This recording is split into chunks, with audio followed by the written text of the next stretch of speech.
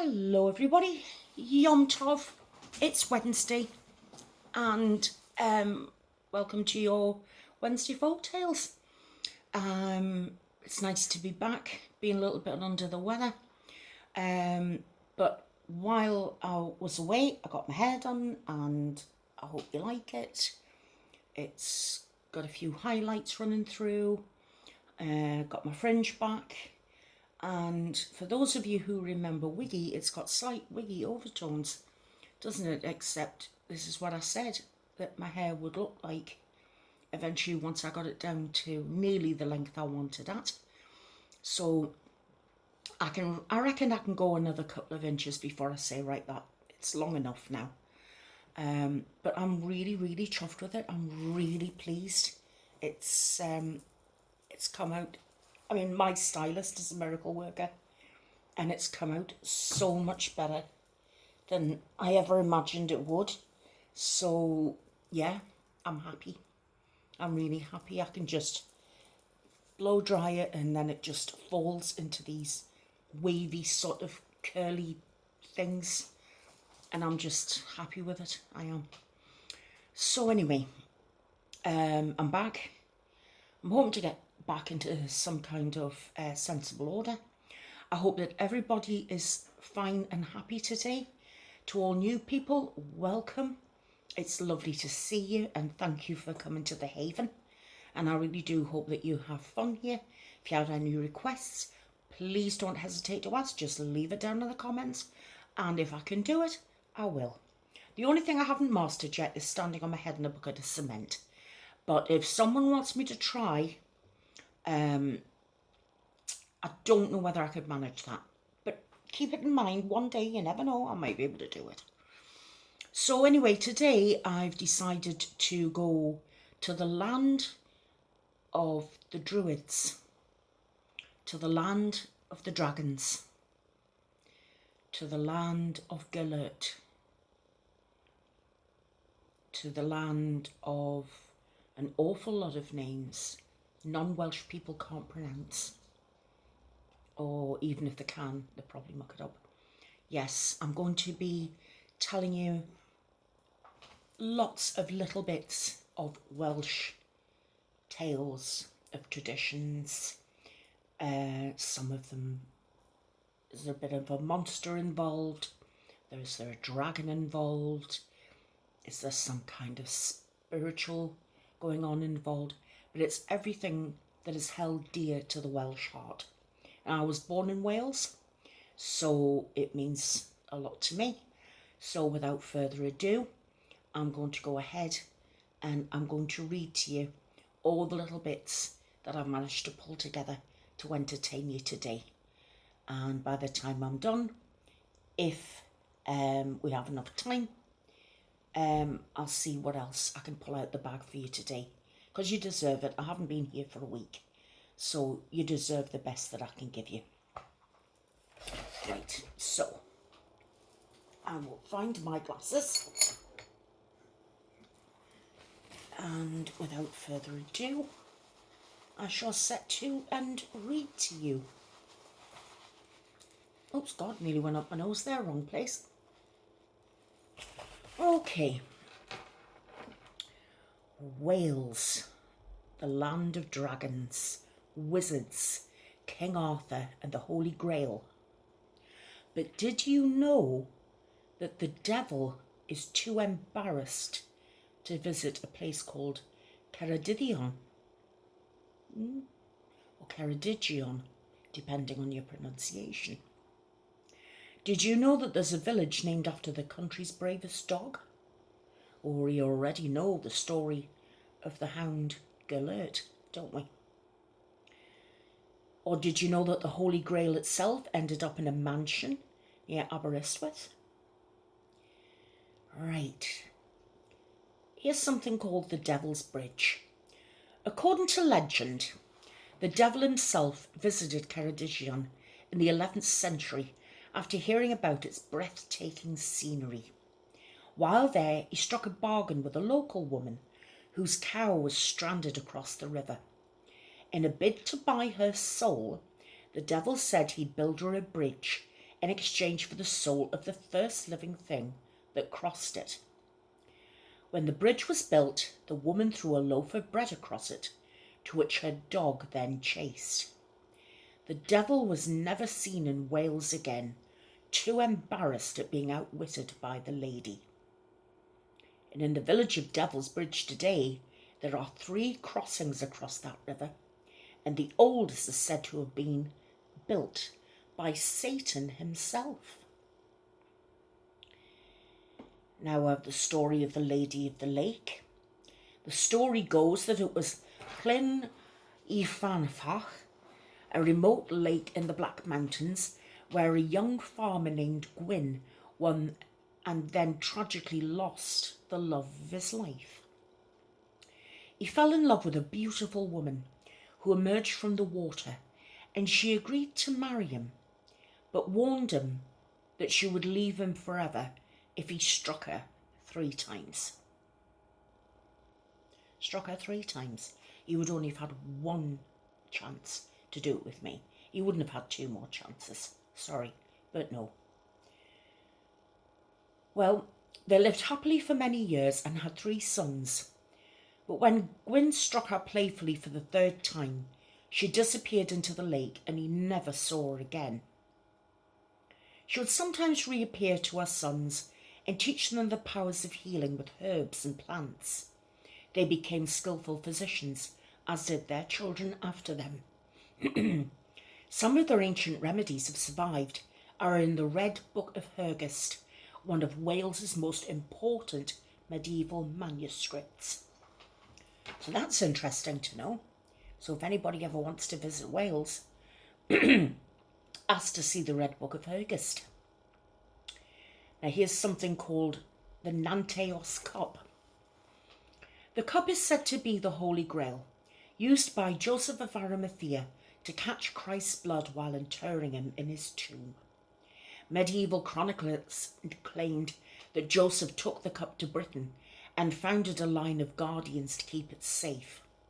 It ended up in Nanteios Mansion near Aberystwyth, attracting visitors who drank from it, believing it had healing powers. The cup still exists, with its bits nibbled off by the sick in the hope of a miracle cure. Belief in the cup's holy powers have persisted despite a 2004 television documentary in which experts found it dated from the 14th century, some 1400 years after the crucifixion. In July 2014, a police operation was launched to find it after it was stolen. Well, all I can say is that whoever's got it will know no luck, because that's what happens when you're a thief and you steal things that don't belong to you. You don't deserve any good luck after that. So whoever's got that cup, hand it back. It's not yours. It belongs to the people of Wales. Whether it's 2,500 years old or 1,500 years old, it makes no difference. It's part of Welsh tradition. Hand it back, you thieving bugger. Gosh, I have come back a bit feisty today, haven't I? Right, now, here's something, a tale called Cadair Idris. One of Wales' most iconic peaks, standing in southern Snowdonia, its name directly translates as Idris's chair, in reference to the mythical giant who once used the mountain as his throne. There are numerous stories and legends associated with the mountains and Idris. A few of the nearby lakes, such as Tallyllyn, are reputed to be bottomless, and those who venture up the mountain at night should take heed before sleeping on its slopes. It is said that those who sleep on the mountain will awaken either as a madman, a poet, or indeed never wake again. Note to self, don't go to sleep on Cadair Idris. Now, here's one called Angelisto. Folklore say villagers in Llanergo, midway between Abergele and Llanrhys, learned their grim fate from a supernatural being under the boughs of a 3,000-year-old yew tree. Each year on Halloween and July the 31st, the Angela store is said to appear in the medieval church of Llangarano in Conwy. On those dates, it solemnly announces in Welsh the names of those parish members who will die shortly after. The churchyard contains the oldest living thing in Wales, a yew tree which botanists believe to be over 3,000 years old. Something older than Jesus? Wow, that's cool. And then again, we do have dinosaurs and stuff like that, so what am I complaining about? Right, here's a story called Cantre'r Gwaled. The kingdom of Maes Gwandro, commonly known as Cantre'r Gwaled, is said to lie under the Irish Sea in Corrigan Bay. It was ruled by Gwyddno Ganahir, who's also known as Longshanks, born around 520 AD. The land was said to be extremely fertile, but depended on a dike to protect it from the sea. The dike had sluice gates, which were opened at low tide to drain the water from the land, and closed as the tide returned. In about 600 AD, a storm blew up from the southwest, driving the spring tide against the sea walls. The appointed watchman, Seiddenin, a heavy drinker and a friend of the king, was at a party in the king's palace near Aberystwyth. Some say he fell asleep due to too much wine, or that he was too busy having fun to notice the storm and to shut the gates. The water gates were left open, the sea rushed in to flood the land of Cantref, drowning more than 16 villages.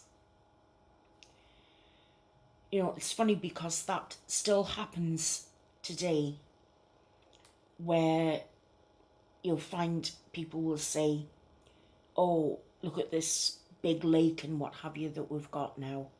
And there's a big power station or what have you nearby, and some kind of bridge or dam. And they'll say, yes, and at the bottom of the lake is a village. Literally lots of little houses. Still perfect, but sitting at the bottom of a lake.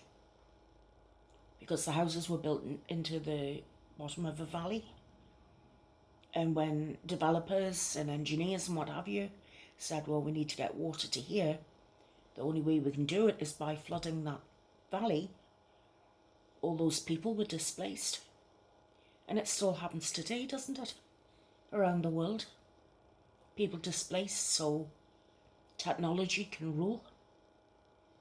It's supposed to be for our betterment, but try telling that to the people who are displaced. Don't you think? Here's a story about Merlin's Oak. Merlin's Oak stood in the centre of Carmarthen, and the legend that King Arthur's famous wizard had placed a protective curse on it. In local tradition, the wizard said that Carmarthen would drown if the oak was ever removed, and some even said a curious, pointed notch in the tree was the face of Merlin himself.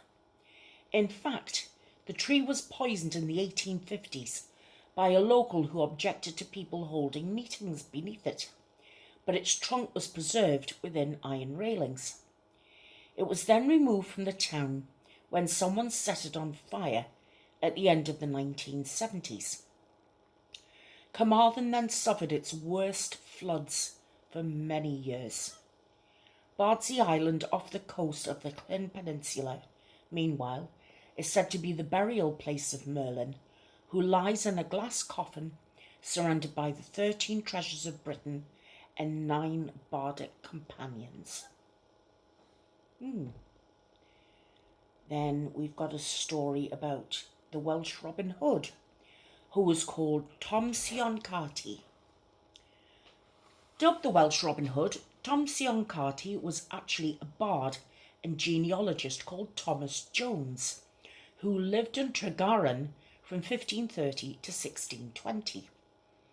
He became a highwayman, robbing the rich, but appears he was a bit tight-fisted and didn't distribute a penny to the poor.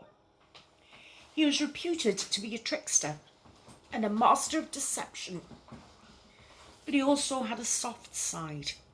He avoided maiming his victims and preferred to pin them with a well-aimed arrow to their saddles. He hid from the sheriff of Carmarthen in the wooded slopes of Dinas Hill, close to Randirumwyn, and his cave today is well hidden on the banks of the River Towy in the RSPB Sanctuary, that's the Royal Society for the Protection of Birds, Sanctuary of Dinas Hill. And then we have a story about King Arthur himself. King Arthur is heavily associated with Wales. The lakes of Lido, Dinas and Ogwen are amongst those that claim to contain the magical Excalibur. A stone reputedly bearing the hoof print of Arthur's horse, Llanrhai, can be found on the banks of Lake Barfog near Betos y Coed. It is said that the mark was made when Arthur and his horse dragged a monster from the lake's deep waters. Arthur is also associated with Mount Snowdon, where he reputedly killed the mountain's most famous resident, Rita, a fearsome giant who created a cape for himself out of the beards of his enemies. His corpse was covered in huge stones by Arthur's men at the summit of the mountain. Here we have a story about Dinas Emrys. It's the lofty mountain home of the Welsh red dragon. Well, located near Bedgelert, where Gelert is buried, is Dinas Emrys. And in the 5th century, the Celtic king Vortigern chose the area as the site for his castle. Every day his men would work hard erecting the first of several proposed towers, but the next morning they would return to find the masonry collapsed in a heap. Vortigern was advised to seek the help of a young boy who turned out to be Merlin. He explained that the hill fort could not stand due to a hidden pool containing 2 dragons. Vortigern commanded his labourers to dig deep into the mountain, and they did indeed discover an underground lake. Once drained, the red and white dragons that lay sleeping there awoke and began to fight. The white dragon represented the Saxons and the red dragon the Welsh. Eventually the white dragon fled and the red dragon returned quietly to his lair. Vortigern's castle was built and duly named after Dinas Emrys. The red dragon has been celebrated as the symbol of the Welsh ever since. And here's one about a lake monster, the Afanc. A lake monster from Welsh mythology, the Afanc, can also be traced through references in British and Celtic folklore. Sometimes described as taking the form of a crocodile, a giant beaver, or even a dwarf, it's also said to be a demonic creature. The Afanc was said to attack and devour anyone who entered its waters. Various versions of the tale are known to have existed. In one telling, the wild thrashings of the Afanc caused flooding which drowned all the people of Britain. Several sites lay claim to its domain, among them Clencleon, Clynbarfog and Clynear Afanc, which is known as the Afanc Pool, and a lake near Betos Coed. What else have we got? And then finally we've got the Mabinogion. The Mabinogion is a collection of tales taken from medieval Welsh manuscripts. Based partly on historical events, many recount myths and legends dating from the 11th century. The complex stories are set in a bizarre and magical landscape which corresponds geographically to the western coast of Wales and are full of white horses that appear magically giants, beautiful, intelligent women, and heroic men. And the patron saint of Wales is Saint David. And I'll tell you about Saint David. Born around the year 520 on the cliffs in a wild thunderstorm near the city that's now named after him, David was believed to be the son of Sanctus, king of Ceredigion, and a nun called Nunita. Stories of St. David's miracles include bringing a dead boy back to life by splashing the child's face with his tears, and he restored a blind man's sight. David's best-known miracle, allegedly, took place in the village of Llanderfy Brefi. He was preaching to a large crowd, but some people had difficulty hearing him. Suddenly, a white dove landed on David's shoulder, and as it did, the ground on which he stood rose up to form a hill, making it possible for everyone to see and hear him. Today, a church stands on the top of this very hill. And that's who the Welsh have as their patron saint, Saint David. And Saint David's Day, I believe, is the 1st of March. Although I may be wrong. I think I'm right. 1st of March. But there's also lots of daffodils, which is the Welsh national flower. And I mean, I know they are very, very proud of a vegetable called the leek, which comes obviously from the onion family. But there's great store set by Welsh leeks, and of course the daffodil, beautiful yellow daffodils. And I know there are very many different variations of daffodils, but I love pure yellow daffodils that have pure yellow centres. That's the ones I like. I'm not so keen on the white ones with a little bit of orange in the middle. I like a nice baked head yellow daffodil with a yellow centre. And I love to have a bunch of daffodils in a vase. As soon as they come into, into flower, I just love to go and get, they're about the cheapest flower, to be honest with you, that you can buy. And if you can get 2 or even 3 bunches of daffodils in a short vase or vase, my American haveners, and just put them all in there, and it's just like this most beautiful bowl of sunshine. I don't think I've ever known anything like it in my whole life, and I have loved daffodils ever since I was a little girl.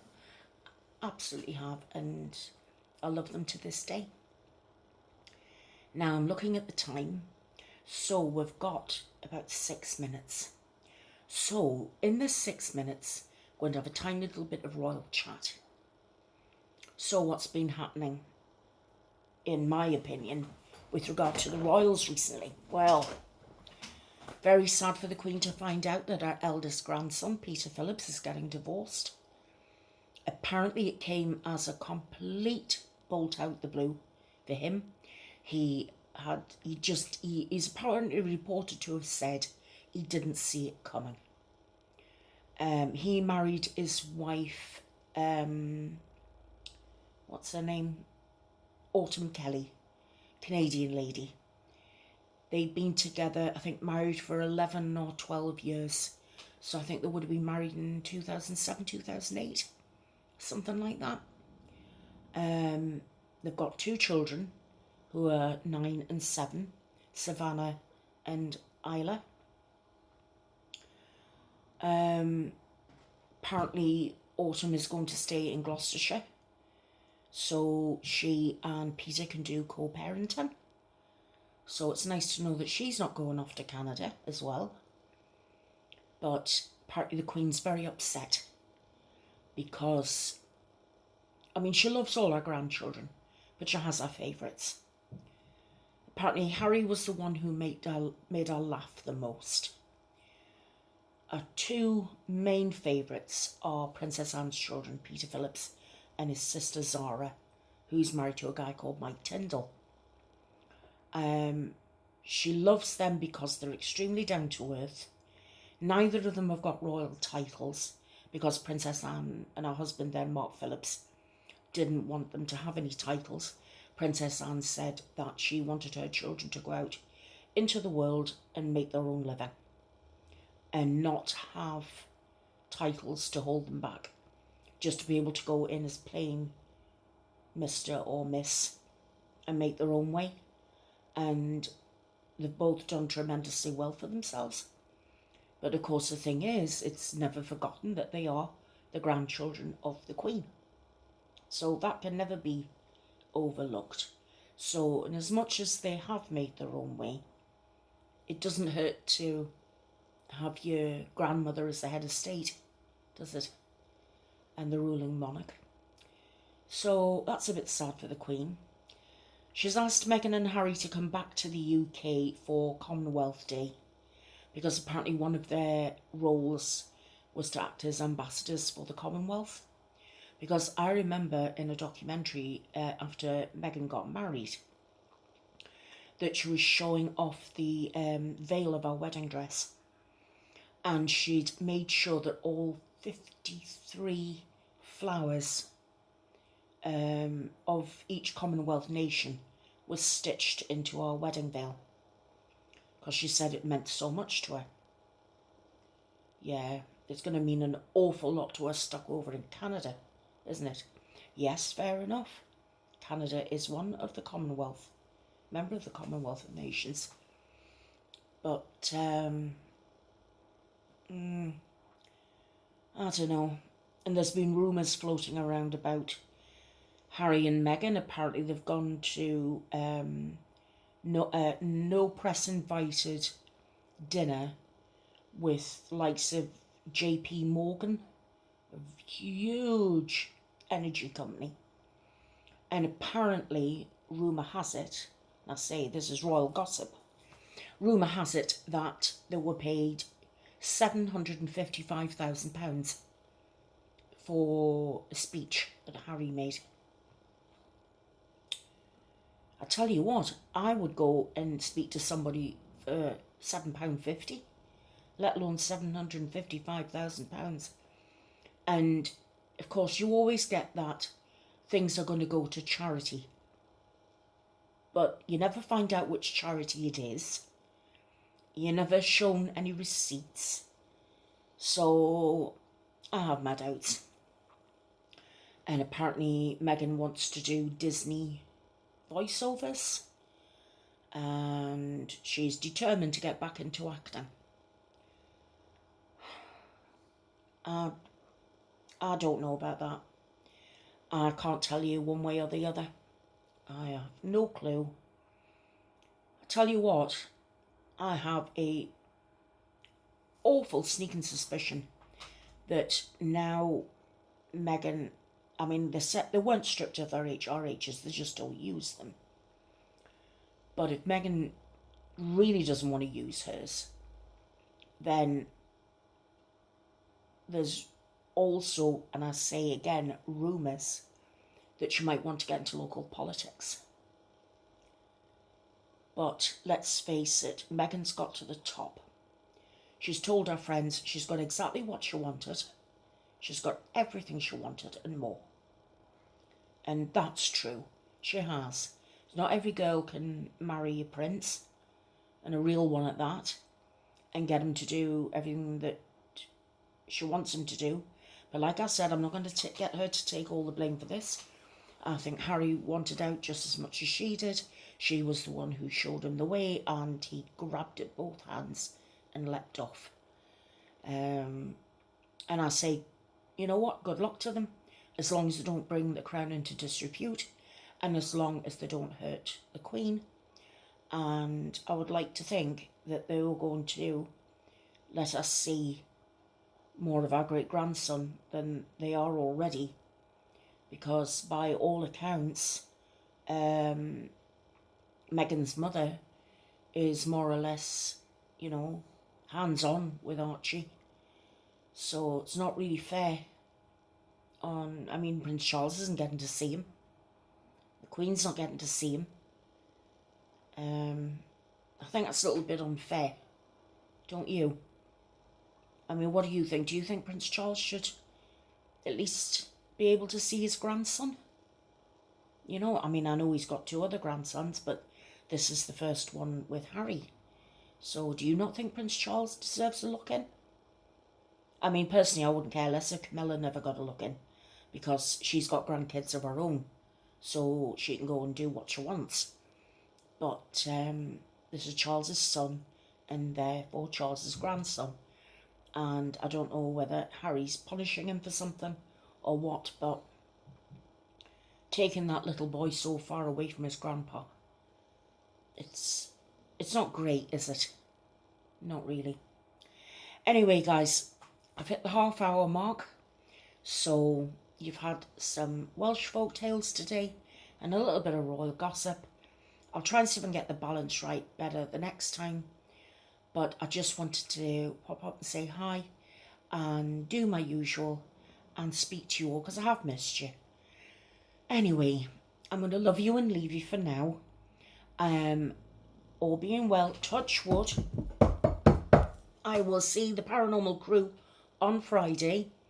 The author's been in touch and asked me to take down the title of Supernatural Fanfic. She says it is completely her own work. Yes, it's been influenced, but what she's doing is her own work. And she totally understands why I've got to soften things down. Which is, she's really good. She's a really nice person. And she's actually been listening to me narrating it. She says I'm doing a good job. Yay me. So that's great news. So I'll see the Paranormal Crew on Friday. The rest of you I will see very, very soon. So please take care. I love you all. And bye for now. Bye now.